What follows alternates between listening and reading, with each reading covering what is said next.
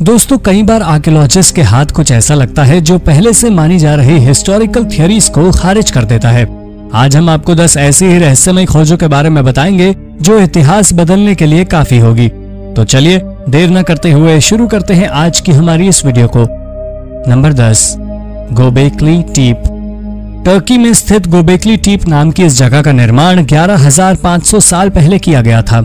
इस जगह से खोजे गए अवशेष इस बात का सबूत हैं कि यहाँ रहने वाले लोग जरूर जियोमेट्री की अच्छी नॉलेज रखते थे। रिसर्चर्स का कहना है कि यहाँ बनी पत्थर की आकृतियां और बड़े लाइमस्टोन्स के स्ट्रक्चर प्री प्लान थे, यानी यह सभ्यता इतिहास का पहला उदाहरण हो सकती है जब बड़े स्ट्रक्चर्स को बनाने से पहले उनके ढांचों को ज्योमेट्रिकली प्लान किया गया था। इसमें सबसे लंबा पिलर 5 मीटर लंबा है और इसका वजन करीब 7 से 10 टन के बीच है। इनमें कुछ पिलर प्लेन हैं जबकि कुछ में जानवरों की आकृतियां हैं। इस साइट से खेती के भी कोई अवशेष नहीं मिले हैं, यानी इंसानों ने खेती के लिए रेक्टेंगल फील्ड बनाने से पहले बिल्डिंग्स बनाने के लिए ज्योमेट्री का यूज करना सीख लिया था। Number 9, Christopher Columbus and syphilis. दोस्तों, जैसा कि हम सभी जानते हैं कि कोलंबस ने नॉर्थ अमेरिका की खोज की थी। इसके बाद ही यूरोप के अन्य यात्री भी अमेरिका आए, लेकिन इसके साथ ही ये यात्री कई तरह की बीमारियां और वायरस भी लेकर आए। पहले ऐसा माना जाता था कि क्रिस्टोफर कोलंबस और उनके साथी भी अपने साथ सिफिलिस नाम की एक सेक्सुअली ट्रांसमिटेड डिजीज अमेरिका से यूरोप लेकर आए थे। 15वीं सदी के अंत यानी ठीक कोलंबस के लौटने के बाद में सिफिलिस नाम की बीमारी यूरोप में फैली। हालांकि आज इस बीमारी का इलाज संभव है, लेकिन उस समय ये किसी महामारी से कम नहीं थी। इस बीमारी से यूरोप में लाखों लोगों की जान गई थी। हाल ही में आर्कियोलॉजिस्ट ने फिनलैंड और नीदरलैंड से ऐसे स्केलेटन खोजे हैं जिनमें इस बीमारी के ट्रेसेस पाए गए हैं, यानी कोलंबस का वापस लौटना और इस बीमारी का फैलना सिर्फ एक कोइंसिडेंस था। यह बीमारी पहले से ही यूरोप में थी। Number 8, West African technology. Homo sapiens करीब 300,000 साल पहले अफ्रीका से ओरिजिनेट हुए थे और वैज्ञानिकों का ऐसा मानना है कि 40,000 साल मिडल एज शुरू हुई। यही वो समय था जब गुफाओं में रहने वाले लोगों का अस्तित्व खत्म हुआ और टेक्नोलॉजी का युग यहीं से शुरू हुआ। 40,000 साल पहले ही इंसान ने चीजें बनाना शुरू किया था, जैसे कि कपड़े, टूल्स, पानी स्टोर करने की चीजें, पर्सनल डेकोरेशन का सामान इत्यादि। लेकिन सेनेगल में हाल ही में हुई इस खोज से पता चला है कि दुनिया के बाकी हिस्सों की तुलना में यहाँ मिडिल एज का अंत काफी बाद में हुआ, लगभग 12,000 साल पहले। यानी वैज्ञानिकों का यह अनुमान कि मिडिल एज 40,000 साल पहले खत्म हुई थी गलत था। असल में सेनेगल में ये कई साल तक जिंदा थी।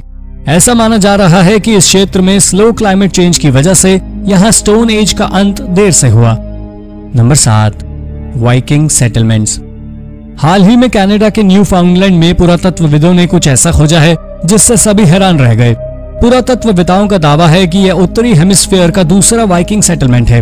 अगर ये बात सच निकली तो पिछले 50 वर्षों में खोजा गया ये पहला वाइकिंग सेटलमेंट होगा।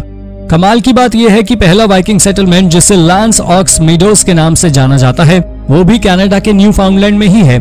यहाँ की बिल्डिंग्स करीब 1000 साल पुरानी है और अगर यह दूसरा सेटलमेंट भी सचमुच वाइकिंग्स का ही निकला तो ये साबित हो जाएगा पूरे कनाडा में वाइकिंग्स निवास किया करते थे। Number 6, Richard the Third. हाल ही में हुई ये खोज इंग्लैंड के एक राजा की धूमिल छवि को ठीक कर दोबारा इतिहास लिखने के लिए काफी है। असल में ऐसा माना जाता था कि इंग्लैंड के राजा रिचर्ड 3 को उसकी जनता बिल्कुल भी पसंद नहीं करती थी। आलम यह था कि उसे उसकी मौत के बाद पूरे विधि विधान से दफनाया भी नहीं गया था। कहा जाता था कि एक युद्ध में हेनरी ट्यूडोर से हारने के बाद रिचर्ड की बॉडी को नदी में फेंक दिया था, लेकिन हाल ही में पुरातत्वविदों को एक कब्र में इस राजा के शरीर के अवशेष मिले हैं। हालांकि अभी स्केलेटन पर और रिसर्च करना बाकी है, उसके बाद उसकी मौत से रिलेटेड बाकी जानकारियां जुटा पाएंगे। लेकिन इतना तो साफ है कि रिचर्ड 3 की बॉडी को किसी नदी में नहीं फेंका गया था। Number 5, Roman sword in Canada. Canada के ओक आइलैंड से कुछ ऐसा मिला जिसकी वजह से हिस्टोरियंस को भी इतिहास पर पुनर्विचार करना पड़ा। यहाँ पर एक रोमन स्वॉर्ड पाई गई है और कोई नहीं जानता कि एक रोमन हथियार कनाडा में कैसे आया। इसकी खोज 2 भाइयों ने समुद्र में पड़े एक शिपरेक से की थी। इस स्वॉर्ड को समुद्र से बाहर निकाल लिया गया है। यह स्वॉर्ड 190 एडी के समय की है। इस समय कई तरह के रिचुअल्स में भी प्रयोग की जाती थी। वैसे ये विश्वास करना मुश्किल है कि कोई रोमन इसे यहाँ लाया होगा। वैज्ञानिक अभी भी रिसर्च कर रहे हैं, लेकिन अभी भी इसके बारे में कोई जानकारी नहीं मिली है कि ये स्वॉर्ड कनाडा में कैसे आई और इसे यहाँ कौन लाया। Number 4, the early Americans. हाल ही में मेक्सिको में हुई ये खोज अमेरिका में ह्यूमंस के ओरिजिन की हिस्ट्री को चेंज कर सकता है। पहले ऐसा माना जाता था कि लगभग 13,000 साल पहले शिकारी मानव एशिया से अमेरिका आए थे। ये लोग क्लोविस नाम से जाने जाते थे और अमेरिका में ये एकमात्र डोमिनेटिंग कल्चर था, जबकि मेक्सिको के रिसर्चर्स के अनुसार अर्ली ह्यूमंस यहाँ 23,000 साल पहले आए थे। ये आंकड़ा पहले से माने जा रहे आंकड़े का लगभग दोगुना है। लेकिन ऐसा कैसे संभव है? असल में आर्कियोलॉजिस्ट ने नॉर्थ अमेरिका और बल्गेरिया में कई साइट्स पर खोज की और उन्हें कई ऐसे अवशेष मिले जो 13,000 साल से पुराने हैं। सबसे पुराने आर्टिफैक्ट्स लगभग 23,000 साल पुराने हैं। इसलिए नॉर्थ अमेरिका में अर्ली ह्यूमंस का ओरिजिन 23,000 साल पहले का माना जा रहा है। Number 3, long lost Egyptian queen. Egypt के सकारा की फेमस नेक्रोपोलिस से हर साल कुछ नए सीक्रेट्स बाहर आते हैं। यहाँ से हुई लगभग हर एक खोज इतिहास बदल सकती है। सकारा नेक्रोपोलिस इजिप्ट की राजधानी कायरो के काफी नजदीक स्थित है। पिछले कुछ सालों में इस जगह से कई महत्वपूर्ण आर्कियोलॉजिकल खोजें सामने आई हैं। हाल ही में पुरातत्वविदों को इजिप्शियन क्वीन नाइट, जो कि किंग गेटी की वाइफ थी, उसका गुमनाम मंदिर मिला है। हालांकि हिस्टोरियंस इसके पति के बारे में तो काफी कुछ जानते हैं, लेकिन इस पावरफुल क्वीन के बारे में किसी को कोई आइडिया नहीं है। अभी इस मकबरे का सिर्फ 30% हिस्से में ही खुदाई हुई है और यहाँ से कई अन्य आर्टिफैक्ट्स भी बरामद किए गए हैं, जैसे कि पुराने समय में खेले जाने वाले games, funerary mask, miniatures boats एवं और कई चीजें।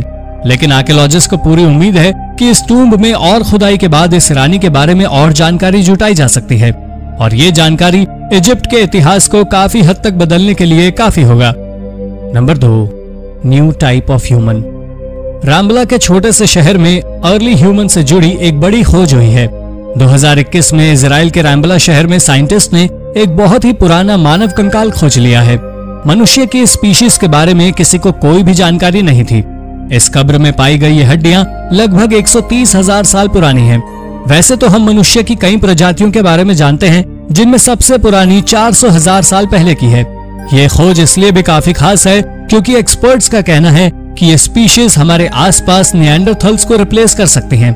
अजीब बात तो ये भी है कि इनके स्कल को देखने से ये बिल्कुल भी आज के इंसानों जैसे नहीं लगते।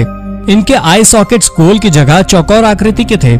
इनके दांत भी काफी बड़े आकार के होते थे। एक्सपर्ट्स नहीं जानते इन्हें ह्यूमंस के फैमिली ट्री में किस स्थान पर रखा जाना चाहिए, लेकिन ये नई खोज इतिहास के कई नए पन्ने खोल सकती है। Number 1, dragon bones. 1899 में इंपीरियल एकेडमी के चांसलर वैंग योरंग जब मलेरिया की बीमारी से पीड़ित थे तो एक स्थानीय एपोथेकेरी में उन्हें एक हड्डी दी गई और कहा गया ये ड्रैगन बोन्स हैं, जिनका चूरा बनाकर पीने से बीमारी ठीक हो जाएगी। जब वो घर पहुंचे तो वोंग ने देखा कि इन पर कुछ इंस्क्रिप्शंस लिखे हुए हैं। कुछ ठीक होने के बाद वोंग ने इन बोन्स की सच्चाई पता लगाने की सोची, लेकिन 1990 में वोंग की मौत हो गई और ये रिसर्च रुक गई। लेकिन एक अन्य स्कॉलर ल्यू जेन्यू ने 9 साल बाद एनायंग के नजदीक एक छोटे शहर में इन हड्डियों का ओरिजिन खोज लिया। वहां इस तरह की हजारों हड्डियां थी और आसपास के लोग इन्हें बीमारी के इलाज के लिए ड्रैगन बोन्स के नाम पर बेचा करते थे, पर असल में ये बैलों की हड्डियां थी जिनका प्रयोग प्राचीन काल में लोग भविष्य बताने में किया करते थे। इन हड्डियों पर लिखे इंस्क्रिप्शंस व्यक्ति का नाम, प्रॉब्लम बताने की तारीख, प्रॉब्लम और सॉल्यूशन लिखे होते थे। तो दोस्तों, ये थी इतिहास बदलने वाली 10 डिस्कवरीज। इनमें से कौन सी खोज आपको सबसे रोचक लगी, हमें कमेंट में जरूर बताइए। और अगर आपको ये वीडियो इंटरेस्टिंग लगी हो तो इसे अपने दोस्तों के साथ जरूर शेयर कीजिए। और ऐसी ही अन्य रोचक जानकारियां पाने के लिए हमारे चैनल को सब्सक्राइब करना ना भूलें। धन्यवाद।